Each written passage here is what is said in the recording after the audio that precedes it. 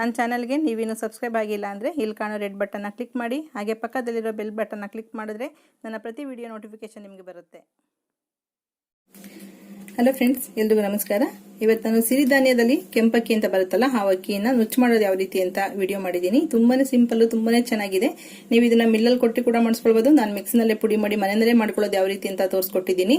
ನಿಮ್ಗೆ ಇಷ್ಟ ಆದರೆ ಒಂದ್ಸಲ ಟ್ರೈ ಮಾಡಿ ನೋಡಿ. ನೀವು ಇದು ಅಕ್ಕಿ ತರಿಯಿಂದ ಉಪ್ಪಿಟ್ಟು ಮಾಡ್ಕೊಳ್ಬಹುದು. ಉಪ್ಪಿಟ್ಟು, ಬಿಸಿಬೇಳೆಬಾತು, ಪೊಂಗಲ್ಲು, ನೀವು ಅನ್ನದ ಐಟಮ್ಸ್ ಯಾವ್ಯಾವ ರೀತಿ ಉಪಯೋಗಿಸ್ತೀರಾ ಆ ರೀತಿ ಎಲ್ಲಾನು ಈ ನುಚ್ಚನ್ನ ಉಪಯೋಗಿಸ್ಕೊಳ್ಬಹುದು. ತುಂಬಾನೇ ಬೇಗ ಆಗುತ್ತೆ. ತೊಳೆದಿ ಒಣಗಿಸಿ ನಾವು ಫ್ರೈ ಮಾಡಿ ಎಲ್ಲ ಮಾಡಿರೋದ್ರಿಂದ ನೀವು ಇಲ್ಲಿ ತೊಳೆಯೋ ಅವಶ್ಯಕತೆ ಕೂಡ ಇರಲ್ಲ. 10 ನಿಮಿಷಕ್ಕೆಲ್ಲ ಟಿಫನ್ ರೆಡಿ ಮಾಡ್ಕೊಳ್ಬಹುದು. ಅದೇ ರೀತಿ ಮಿಕ್ಕಿರಂತ ಇದು ಹಸಿಟ್ಟಿನಲ್ಲಿ ರೊಟ್ಟಿ ಮಾಡ್ಕೊಳಕ್ ಉಪಯೋಗಿಸಬಹುದು. ಆದ್ರೆ ಇದನ್ನ ಒಂದು ಅರ್ಧ ಗಂಟೆ ಪೂರ್ತಿ ನೆನೆಸಿ ಆಮೇಲೆ ರೊಟ್ಟಿ ಮಾಡ್ಬೇಕಾಗುತ್ತೆ. ಯಾಕೆಂದ್ರೆ ಹುರಿದಿದೀವಿ ಮತ್ತೆ ಸ್ವಲ್ಪ ತರಿ ಇರುತ್ತೆ, ಅಕ್ಕಿ ಹಿಟ್ಟಿನಷ್ಟು ನುಣ್ಣಗಿರಲ್ಲ. ಹಾಗಾಗಿ ಒಂದು 20 ನಿಮಿಷದಿಂದ ಅರ್ಧ ಗಂಟೆಷ್ಟು ಈ ಅಕ್ಕಿ ಹಿಟ್ಟನ್ನ ನೆನೆಸಿ ರಾಗಿ ರೊಟ್ಟಿ ಜೊತೆಗೆ ಮಾಡಿದ್ರೆ ಅದನ್ನ ಯೂಸ್ ಮಾಡ್ಕೊಳ್ಬಹುದು. ನಾನು ಇದನ್ನ ಸಿರಿಧಾನ್ಯ ಕೆಂಪಕ್ಕಿದು ಅಕ್ಕಿ ತರಿ ಮಾಡ್ಕೊಳ್ತಾ ಇದ್ದೀನಿ. ಈ ಸಿರಿಧಾನ್ಯ ಕೆಂಪಕ್ಕಿನೇ ನೋಡಿ ಈ ತರ ಇರುತ್ತೆ.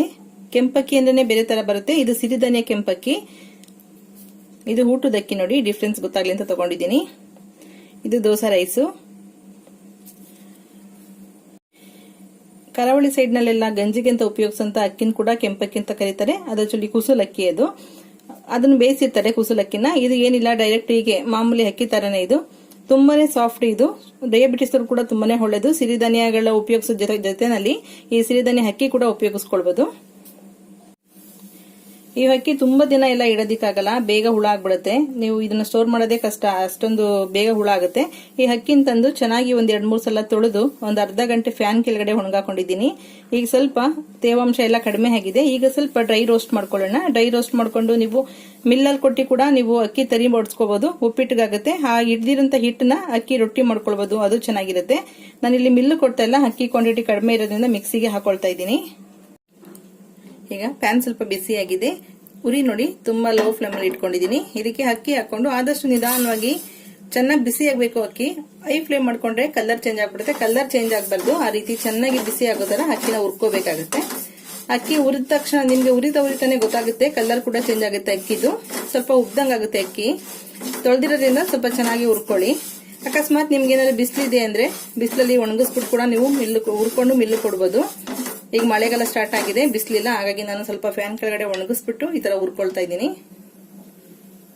ನಾನಿಲ್ಲಿ ಒಂದು ಪ್ಲೇಟ್ ತಗೊಂಡಿದ್ದೀನಿ. ಪ್ಲೇಟ್ ಮೇಲೆ ಒಂದು ಬಟ್ಟೆ ಹಾಕೊಂಡು ಅದ್ರ ಮೇಲೆ ಅಕ್ಕಿ ಹಾಕೊಳ್ತೀನಿ.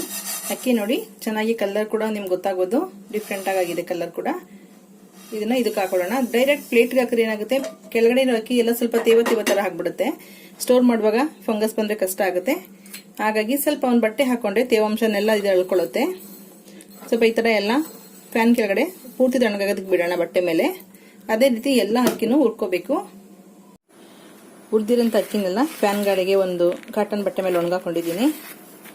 ನೀವು ಡೈರೆಕ್ಟ್ ನಾನು ಅವಾಗಲೇ ಹೇಳ್ದಂಗೆ ಬಟ್ಟೆ ಮೇಲೆ ಹಾಕಿದ್ರೆ ನಿಮಗೆ ತುಂಬಾ ಚೆನ್ನಾಗಿರುತ್ತೆ ಅಕ್ಕಿ. ಇಲ್ಲ ನೀವು ಪಾತ್ರೆಗೆ ಏನಾದ್ರು ಹುರಿದ್ಬಿಟ್ಟು ಹಾಕಿದ್ರೆ ಎಲ್ಲ ನೀರೆಲ್ಲ ಮಿಕ್ಸ್ ಆಗ್ಬಿಟ್ಟು ಒಂಥರ ಒದ್ದೆ ತರ ಆಗ್ಬಿಡುತ್ತೆ. ಹಾಗಾಗಿ ಈ ತರ ಒಂದು ಬಟ್ಟೆ ಮೇಲೆ ಹಾಕೊಂಡು ಬಟ್ಟೆ ಮೇಲೆ ಒಣಗಿಸ್ಕೊಳ್ಳಿ. ಒಂದು 10 ನಿಮಿಷ ಬಿಟ್ಟು ಸಾಕು. ಸ್ವಲ್ಪ ತಣ್ಣಗಾದ್ಮೇಲೆ ಪುಡಿ ಮಾಡ್ಕೋಬೇಕು. ಇದು ಹುರಿದಿರೋಂಥ ಎಲ್ಲ ಅಕ್ಕಿನೂ ತಣ್ಣಗಾದ್ಮೇಲೆ ಒಂದು ಬೌಲಲ್ಲಿ ಹಾಕಿ ಇಟ್ಕೊಂಡಿದ್ದೀನಿ. ಈಗ ಒಂದು ಅರ್ಧ ಕಪ್ನಷ್ಟು ಹಾಕೊಂಡು ಪುಡಿ ಮಾಡ್ಕೊಳ್ಳೋಣ ಮಿಕ್ಸಿನಲ್ಲಿ. ಹುರಿದಿರೋಂಥ ಅಕ್ಕಿ ಎಲ್ಲ ತಣ್ಣಗಾದ್ಮೇಲೆ ಒಂದು ಬೌಲಲ್ಲಿ ಹಾಕಿ ಇಟ್ಕೊಳ್ಳಿ. ಒಂದು ಸ್ವಲ್ಪನೇ ಮಿಕ್ಸಿಗೆ ಹಾಕೊಂಡು ಪುಡಿ ಮಾಡ್ಕೋಬೇಕು. ನಿಮಗೆ ಮಿಲ್ಲು ಕೊಡೋ ಅವಶ್ಯಕತೆ ಇದ್ರೆ, ಅಕಸ್ಮಾತ್ ಮಿಲ್ಲು ಕೊಡೋಕೆ ಚಾನ್ಸ್ ಇದ್ರೆ ಕೊಡಿ. ಒಂದು ಸ್ವಲ್ಪನೇ ಅಕ್ಕಿ ಇರೋದ್ರಿಂದ ಮಿಲ್ಲಲ್ಲಿ ಹಾಕಲ್ಲ. ಮತ್ತೆ ತುಂಬಾ ನುಣ್ಣಗೆ ಮಾಡ್ಬಿಡ್ತಾ ಇವರು, ತರಿ ಹೊಡಿಯಲ್ಲ. ನಾನು ಉಪ್ಪಿಟ್ಟಿಗೆ ರವೆ ತರ ಮಾಡ್ಕೊಳ್ಳೋದ್ರಿಂದ ಮಿಕ್ಸಿಗೆ ಹಾಕೊಳ್ತಾ ಇದ್ದೀನಿ. ನಾನು ಮಿಕ್ಸಿಗೆ ಜಾರ್ಗೆ ಸ್ವಲ್ಪನೇ ಹಾಕೊಳ್ತೀನಿ, ತುಂಬಾ ಹಾಕೋಬೇಡಿ. ಸ್ವಲ್ಪ ಹಾಕೊಂಡು ಒಂದೇ ಸಲ ಆನ್ ಮಾಡಿ ಬಿಟ್ಬಿಡ್ಬಾರ್ದು. ಈಗ ನಾನು ತೋರಿಸ್ತೀನಲ್ಲ, ಆ ಪ್ರೊಸೀಜರ್ ಮಾಡಿದ್ರೆ ರವೆ ತುಂಬಾ ಚೆನ್ನಾಗಿ ಬರುತ್ತೆ.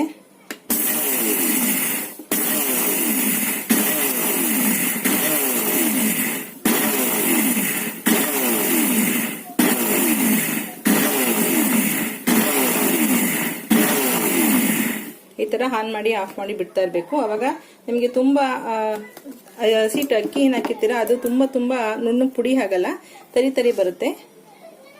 ನೋಡಿ ಎಷ್ಟು ಚೆನ್ನಾಗಿ ತರಿ ಬಂದಿದೆ.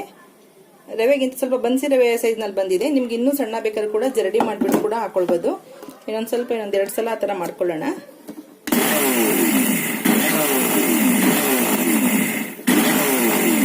ಸಾಕು.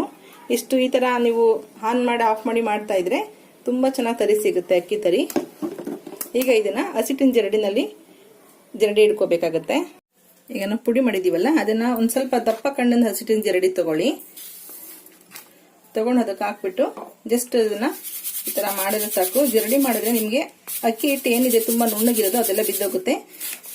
ನಿಮ್ಗೆ ರವೆ ಎಲ್ಲ ಮೇಲ್ಗಡೆ ಜರಡಿನಲ್ಲಿ ಸಿಗುತ್ತೆ.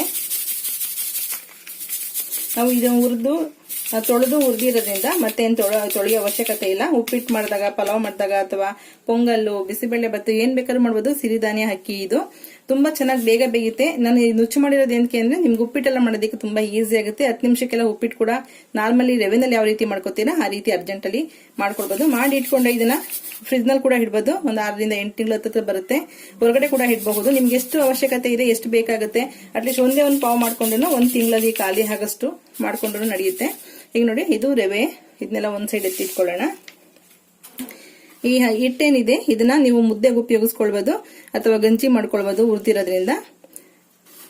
ಇಲ್ಲಾಂದ್ರೆ ಮಾಮೂಲಿ ರೊಟ್ಟಿ ಮಾಡ್ತಿರಲ್ಲ, ರಾಗಿ ರೊಟ್ಟಿ, ಆ ರೊಟ್ಟಿ ಕೂಡ ಈ ಹಿಟ್ಟನ್ನ ಮಿಕ್ಸ್ ಮಾಡ್ಕೊಳ್ಬಹುದು. ಅಕ್ಕಿ ಹಿಟ್ಟು ಬದಲಿಗೆ ಚೆನ್ನಾಗಿರುತ್ತೆ. ಸ್ವಲ್ಪ ತರಿ ಇರೋದ್ರಿಂದ ಬರೀ ಪ್ಯೂರ್ ಇದನ್ನೇ ಹಾಕೊಂಡು ನಾವು ರೊಟ್ಟಿ ಮಾಡೋದಕ್ಕಾಗಲ್ಲ. ಹುರಿದಿರೋದ್ರಿಂದ ಸ್ವಲ್ಪ ರಾಗಿ ಹಿಟ್ಟಿನ ಜೊತೆ ಮಿಕ್ಸ್ ಮಾಡ್ಕೊಂಡೇನೆ ನಾವು ರೊಟ್ಟಿ ಮಾಡ್ಕೋಬೇಕಾಗತ್ತೆ.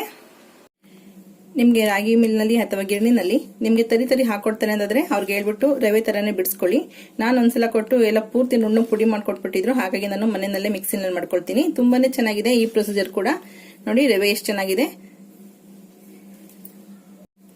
ಆಕ್ಚುಲಿ ಈ ನುಚ್ಚಕ್ಕಿ ಉಪ್ಪಿಟ್ಟಿಂದ ಐಡಿಯಾ ಬಂದಿದ್ದು ಅಮ್ಮನಿಂದ. ಸಾಮಾನ್ಯ ನುಚ್ಚಕ್ಕಿನಲ್ಲಿ ಉಪ್ಪಿಟ್ಟು ಮಾಡ್ತೀನಿ, ಸಿರಿಧಾನ್ಯ ನುಚ್ಚಕ್ಕಿನಲ್ಲಿ ತುಂಬಾನೇ ಚೆನ್ನಾಗಿ ಉಪ್ಪಿಟ್ಟಾಗುತ್ತೆ. ನಮ್ಗೆ ಊಟ ಮಾಡಿ ಬೇಜಾರಾದಾಗ, ಅನ್ನ ಮುದ್ದೆ ಸಾಂಬಾರ್ ಇದೇ ತಿಂದು ಬೇಜಾರಾಯ್ತು ಅಂದಾಗ ದಿಢೀರಂತ ಉಪ್ಪಿಟ್ಟು ಮಾಡ್ಕೊಳ್ಬಹುದು. ತುಂಬಾ ಸಿಂಪಲ್, 10 ನಿಮಿಷಕ್ಕೆಲ್ಲ ಉಪ್ಪಿಟ್ಟಾಗುತ್ತೆ. ತುಂಬಾನೇ ಜಾಸ್ತಿ ಕೂಡ ಆಗುತ್ತೆ. 1 ಲೋಟಕ್ಕೆ 3.5 ರಿಂದ 4 ಲೋಟದಷ್ಟು ನೀರು ಇಟ್ಕೊಳ್ಳುತ್ತಿದ್ದು. ರವೆಗಿಂತ ಜಾಸ್ತಿ ಉಪ್ಪಿಟ್ಟು ಈ ಅಕ್ಕಿ ನೀರಿನ ಜಾಸ್ತಿ ಎಳೆಯುತ್ತೆ. ತುಂಬಾನೇ ಚೆನ್ನಾಗಿರುತ್ತೆ. ಯಾವಾಗ ಬೇಕಾದ್ರೂ ತಿನ್ಬೋದು, ಬೇಜಾರು ಕೂಡ ಆಗೋದಿಲ್ಲ. ಓಕೆ ಫ್ರೆಂಡ್ಸ್, ಈ ವಿಡಿಯೋ ಇಷ್ಟ ಆಗಿರೋ ಲೈಕ್ ಮಾಡಿ, ಶೇರ್ ಮಾಡಿ, ಸಬ್ಸ್ಕ್ರೈಬ್ ಮಾಡಿ. ನೀವು ಕೂಡ ಮನೇಲಿ ಒಂದ್ಸಲ ಟ್ರೈ ಮಾಡಿ ನೋಡಿ. Okay, bye, thank you.